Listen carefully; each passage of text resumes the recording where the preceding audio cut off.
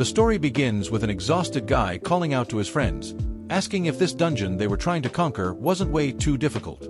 One of them yells back that reinforcements from the guild were on their way, they just had to hold out a little longer.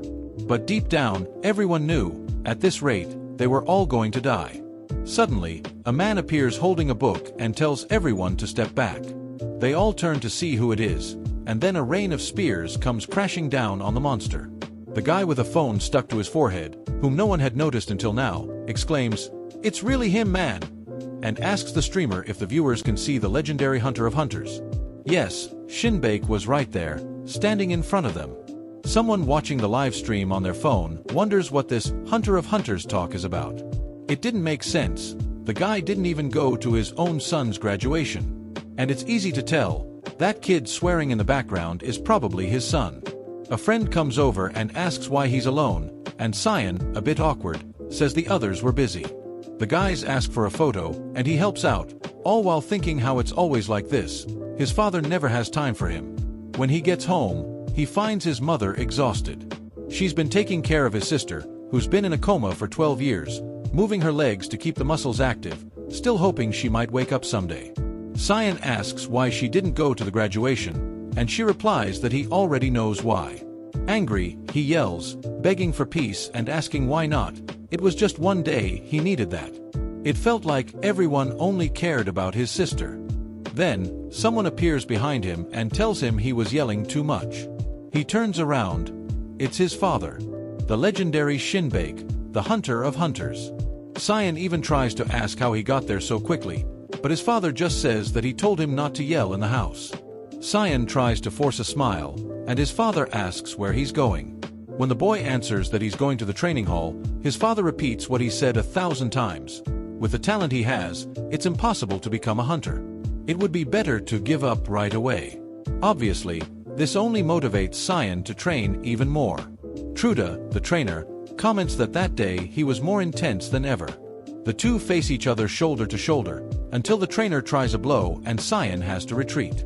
He releases a spike of power there. It seemed promising, but it was clear that he didn't have enough strength.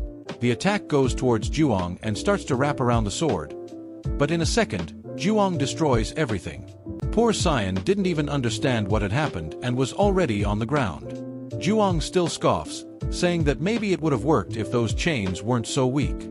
Maybe he would fight better if he stopped relying on that power. Later, at the restaurant, the trainer says he'll pay for today's meal, since Cyan got beaten up.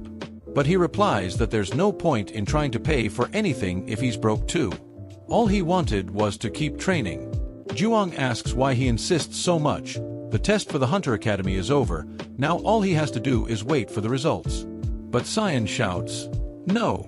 Most of the candidates had multiple abilities, or were regressors. What? A bunch of people have already come back from the future. But how does this timeline work? Someone explain this. Cyan, in the middle of his freakout, says that with the rubbish abilities he has, it's impossible to become a hunter, and if he wanted his father to recognize him, he couldn't just stay home and wait. Juong watches and says that all this just shows that he should give up. He's noticed that Cyan doesn't even seem comfortable inside his own house.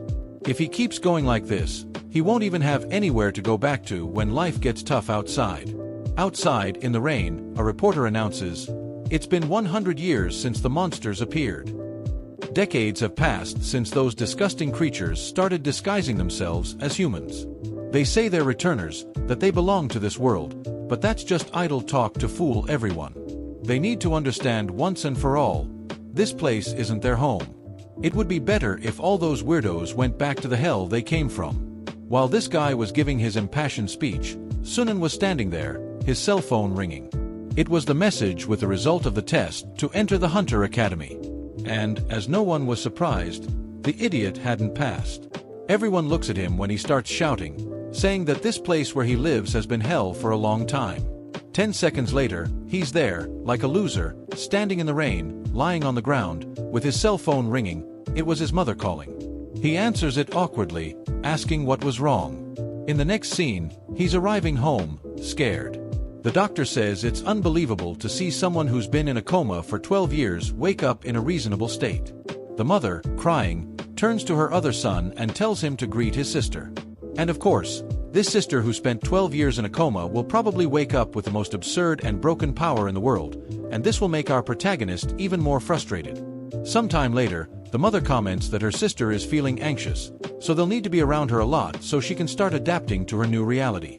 She asks our boy to take turns taking care of her, but he says he has a lot to do too. Just because he graduated doesn't mean he has a lot of free time. The mother insists, saying it's his sister. But he explodes, shouting that he doesn't even remember having spoken to her. Good grief, he's the main character. Even the screenwriter doesn't seem to like this bastard. Damn it, take care of your sister, you selfish bastard. The father tries to intervene, telling him to tone it down, but our boy retorts by saying that the one who needs to learn to control himself is his own father. He didn't deserve to go through all that.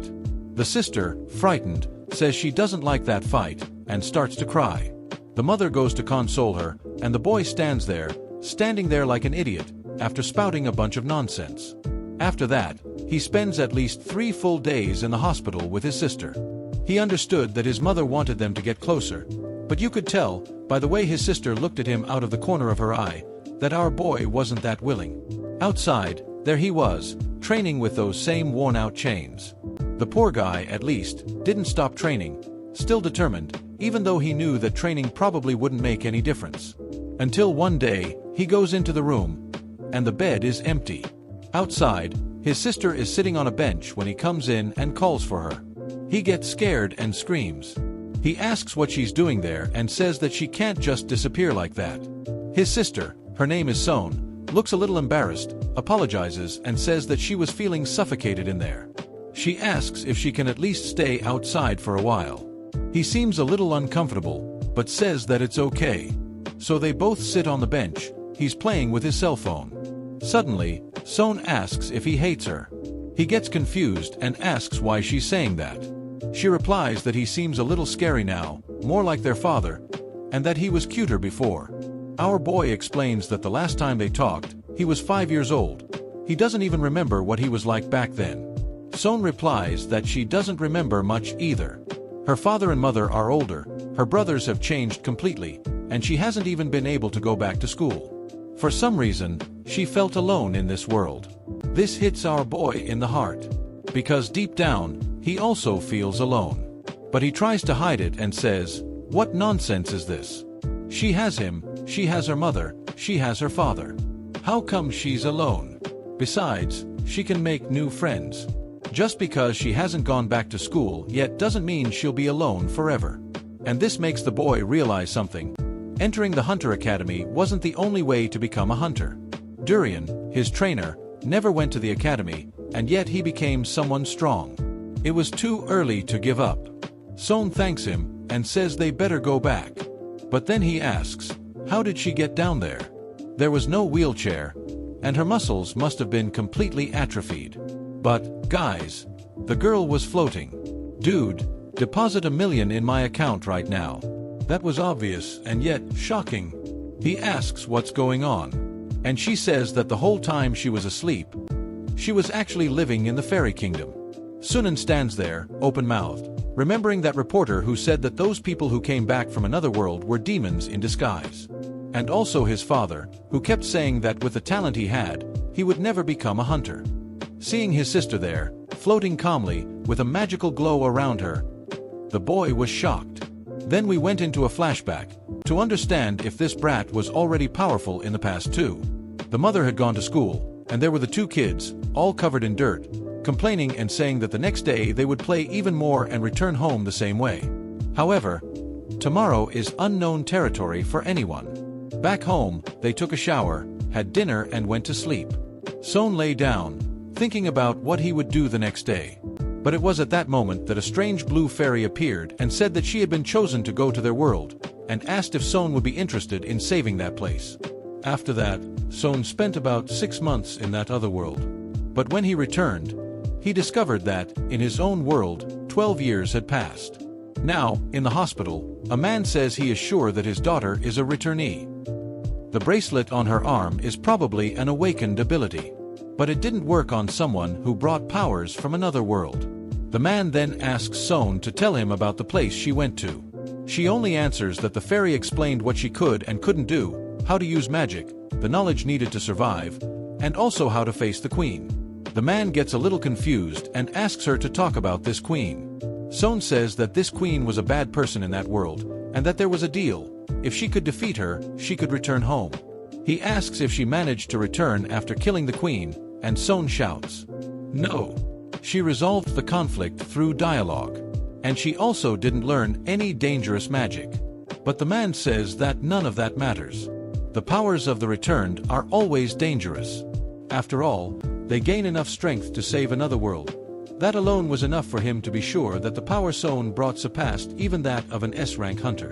And finally, he says that it is common for the powers of returnees to change when they return to their original world. That's why their family members need to watch over them and prevent them from using their abilities, no matter what the cost. The next day, the hunter department would contact her. Outside the door, Cyan had heard everything and simply left. As she walked, she remembered that, in the test for the Hunter Academy, they had said that his physical abilities were even good enough to be a hunter. The problem was his power, useless against monsters. The durability of his chains was worse than that of a common chain. That's why his ability was evaluated as F rank. Wow, and I thought it was going to be like Kurapika's fancy chains. The kid was wearing a chain from Walmart. Then his sister appeared, a little embarrassed, asking if he wasn't surprised. She said he didn't need to be afraid. After all, nothing had changed since the past. But Cyan just told her to get lost. The poor girl cringed and replied that she preferred to be alone. Oh, Sunyun, poor thing. She stood there, trembling, trying to understand why. But he yelled again and told her to get lost. And that's what she did. She got up and left. And there he was, alone on the street again. Suddenly, he stopped. He started to wonder what he was doing. Why was he being so pathetic like that? In the middle of these questions, he noticed a crowd of people. He wondered what was going on. And right in the center of the crowd was his father. All bloodied. As always, right? The guy lives in war. Meanwhile, his sister was in the hospital, looking out the window, remembering the scoldings she had received. That didn't seem like the same brother he used to be. Suddenly, she disappeared. She flew away. Yes, flying through the city, stopping in front of the same playground as before. She remembered her mother taking care of them both. All she wanted was to go back to that time. She started to cry, repeating that she wanted to go back. When, suddenly, some guys appeared behind her. She turned around. The blonde guy, on the right, asked suspiciously, "What are you doing here?" Son hesitated. He wanted to say he was fine, but he didn't even know how to answer. The boy then commented that the place had been abandoned since a dungeon break. He said it wasn't safe for someone poor to try to sleep there. She started to back away, a little lost, as the three approached. She was going to say she was fine and that she knew the way back. But, out of nowhere, he hit her in the head with a blow. Just like that. Her body went limp and fell to the ground with a loud thud. The wretch then said, "Whoever gets it right first gets the prize." But the girl stood up. Slowly. Tense. With a look that didn't like being hit at all. The blonde took a step back, startled. "What the? How is that brat standing up?" His friends teased him. "Dude, you don't even know how to use a bat? You could just blow your head off." He replied, confused. "It doesn't make sense. Look at the dirt on the bat. I hit him hard." Meanwhile, Son was just thinking, "Why did he hit me?" The boy approached again, laughing nervously. "You know what? Maybe another way would work better." But she raised her hand. "If you take one more step, I'll shoot." The three of them stopped. You could see it in her eyes. It wasn't a bluff. The henchman even got excited, thinking that the scene was finally going to heat up. That's when Son remembered the magic book that the fairy had given him. Basic magic, bow and arrow. According to the fairy, it wasn't lethal. It only paralyzed the target for a while. But as soon as he fired, a red beam streaked through the air. The man's expression changed immediately. Son remembered the guild man's warning. When a returnee returns, their powers change. The result? A giant crater opened up beneath their feet. Two of them flew away. The blonde became a stain on the ground.